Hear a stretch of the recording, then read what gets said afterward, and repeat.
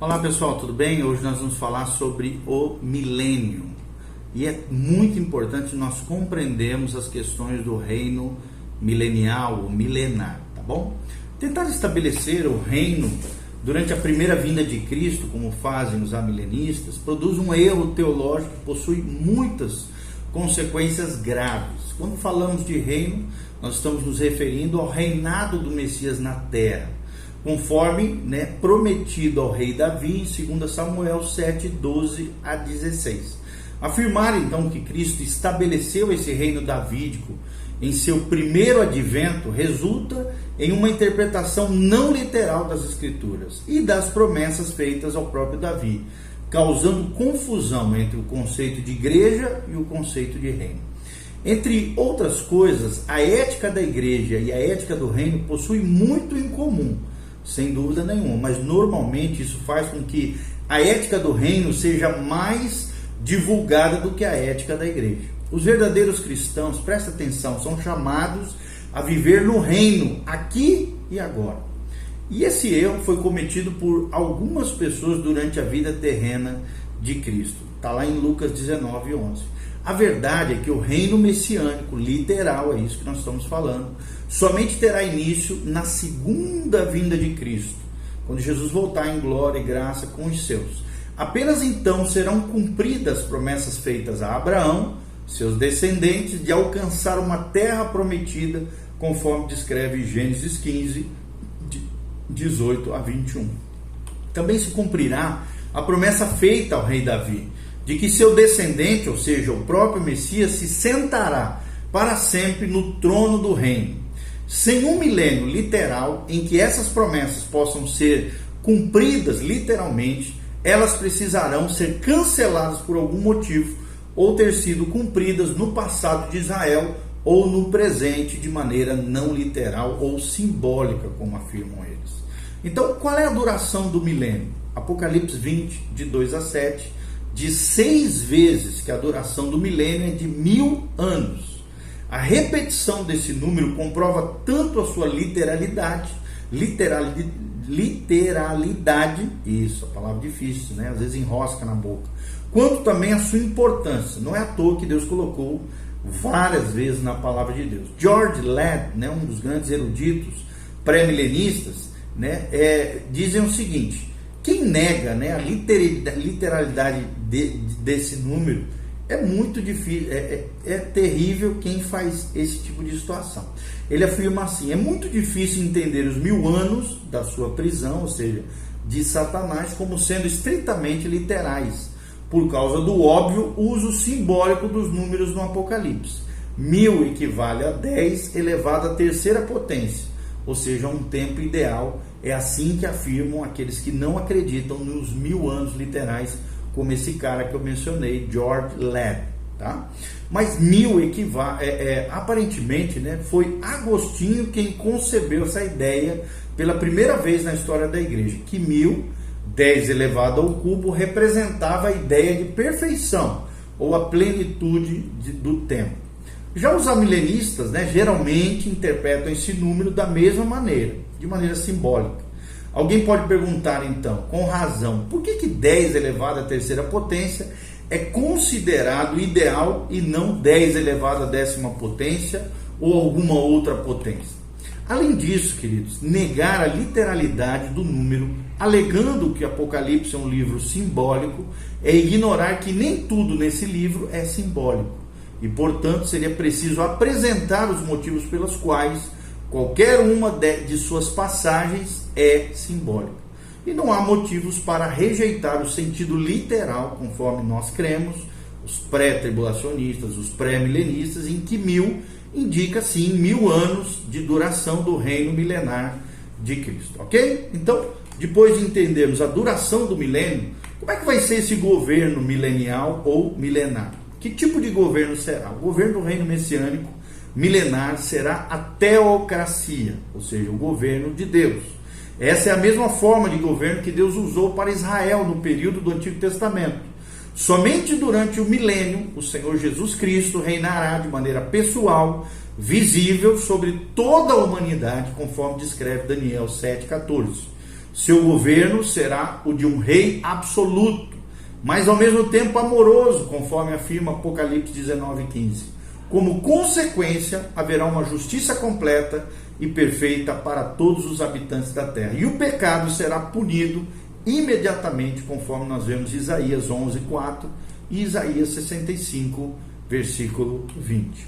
Como é que vai ser o centro desse governo, né? A topografia do planeta estará alterada, é claro, nós vimos nos vídeos sobre tribulação, no momento em que esse reinado tiver início, ou seja, a cidade de Jerusalém será o centro desse governo, conforme Isaías 2:3. Essa cidade será exaltada, também conforme Zacarias 14:10.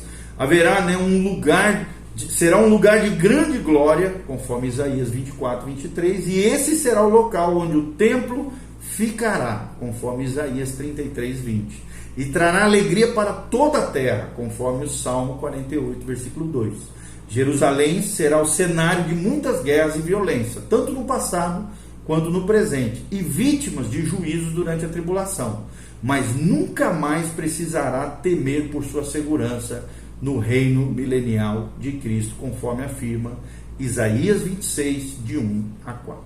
E os seus governantes, como é que serão? Aparentemente, Davi será o regente desse reino milenar. Muitas profecias falam sobre o lugar de destaque ocupado por Davi nesse reino, conforme vemos em Jeremias 30, versículo 9, Ezequiel 37, de 24 a 25.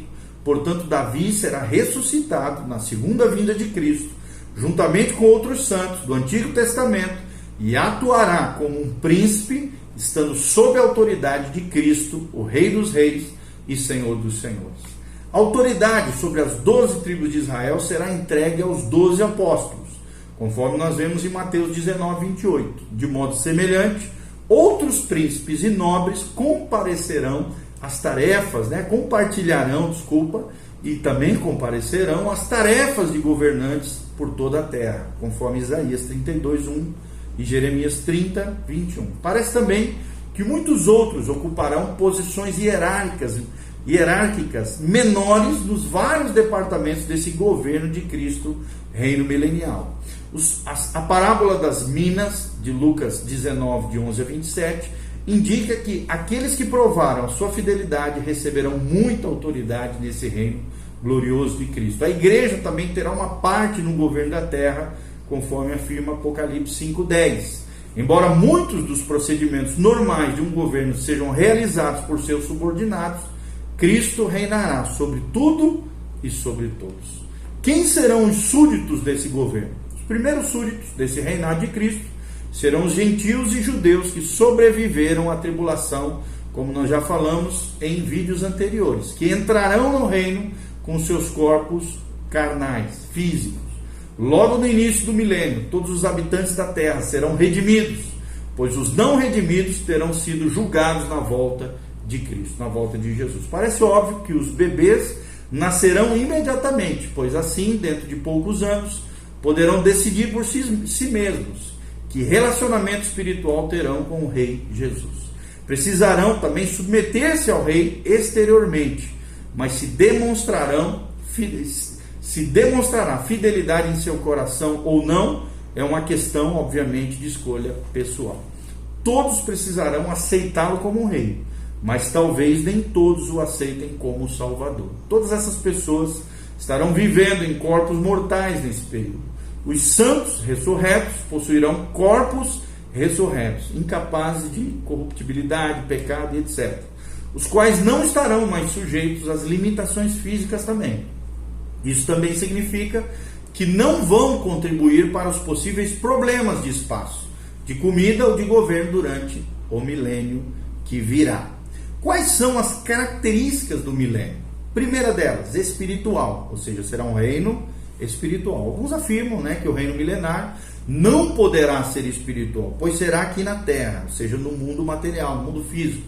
Porém, terreno e espiritual não são conceitos que se excluem mutuamente. Se essas duas ideias fossem incompatíveis, os cristãos hoje em dia não poderiam viver vidas espirituais em corpos físicos carnais.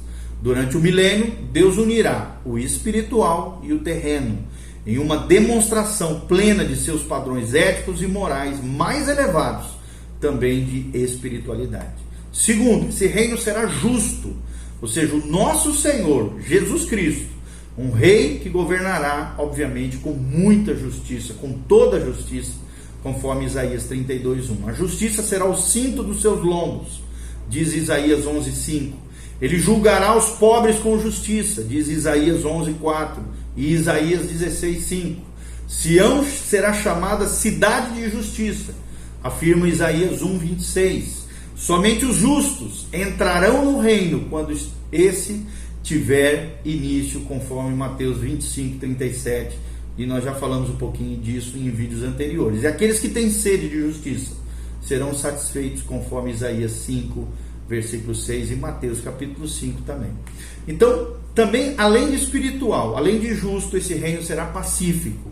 Em consequência dessa justiça plena de Jesus de Nazaré, o milênio será uma era de paz, 1000 anos de paz. Antigos inimigos como Egito, Israel, Rússia, a Síria, os povos ali ao redor da terra de Israel, estarão em paz uns com os outros, conforme afirma, gentios, judeus, redimidos, com corpos glorificados, todos eles estarão em paz, conforme Isaías 19, 23 a 25. Jerusalém será um local de inúmeros conflitos, e sempre foi ao longo da história, mas também estará em paz, conforme Zacarias 8, 4 a 5. Certamente toda a terra permanecerá em paz, conforme Isaías 2, 4. Uma consequência disso será a eliminação de orçamentos de defesa, como existem hoje nas nações, possibilitando que as riquezas das nações sejam usadas para outras causas e necessidades gerais diversas. Quarto ponto, além de justo, espiritual, pacífico, esse reino também será próspero, reino próspero. A terra será extremamente produtiva durante o milênio, até os desertos serão úteis, conforme nós vemos em Isaías 35, de 1 a 7. Uma colheita sucederá a outra, conforme Amós 9, de 13 a 14. As necessidades sociais e as injustiças sociais serão eliminadas, conforme o Salmo 72, de 12 a 13. A maldição a que a terra foi submetida quando Adão pecou será revertida, será arrancada, embora não seja completamente eliminada até o final do milênio, quando a morte finalmente for derrotada plenamente por Jesus de Nazaré, juntamente com todo o perfil profético declarado nos livros proféticos. E por último, também será um reino religioso. O que eu digo quando eu digo religioso? O que significa isso? Ou seja, o conhecimento completo do Senhor, a espiritualidade genuína encherá toda a terra durante o milênio, como as águas cobrem o mar. A glória do Senhor será espalhada sobre toda a terra no milênio, conforme Isaías 2, de 2 a 3. Aparentemente, sacrifícios serão oferecidos novamente em um templo que será construído, é o terceiro templo, e que estará ativo durante o milênio, conforme Ezequiel, do capítulo 40 ao capítulo 48. Os pré-milenistas entendem que esses sacrifícios serão uma maneira de lembrar a morte de Cristo, e não um rito, obviamente, ritualista por si só. Os feriados religiosos também serão observados durante o milênio. Nós vemos isso em Ezequiel 46, de 1 a 15, e em Zacarias 14, 16. Tá? Então será um reino religioso, não no sentido negativo da palavra religioso, mas um reino espiritual, um reino, com práticas cerimoniais, espirituais, ritualísticas, verdadeira, de uma espiritualidade genuína e autêntica, restabelecida e restaurada pelo próprio Cristo. Qual será o significado do milênio para Cristo? A escatologia pré-milenista trata muito do significado de milênio para o mundo, para Jerusalém, para a Palestina, para Israel, para as nações, etc. Isso é correto, pois causará muitas mudanças para benefício de toda a terra. Mas talvez não exista outra perspectiva mais importante a ser considerada.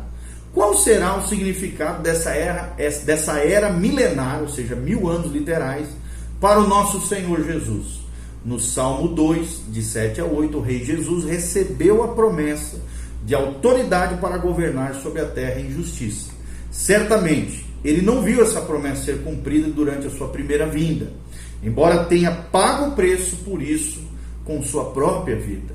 Em Apocalipse 5, ele é proclamado digno de tomar o livro selado, de abri-lo e de receber por herança o que ele é justamente devido, como nós vemos na Bíblia. Isso será cumprido literalmente quando ele vier novamente, conforme descreve Apocalipse 11, versículo 15.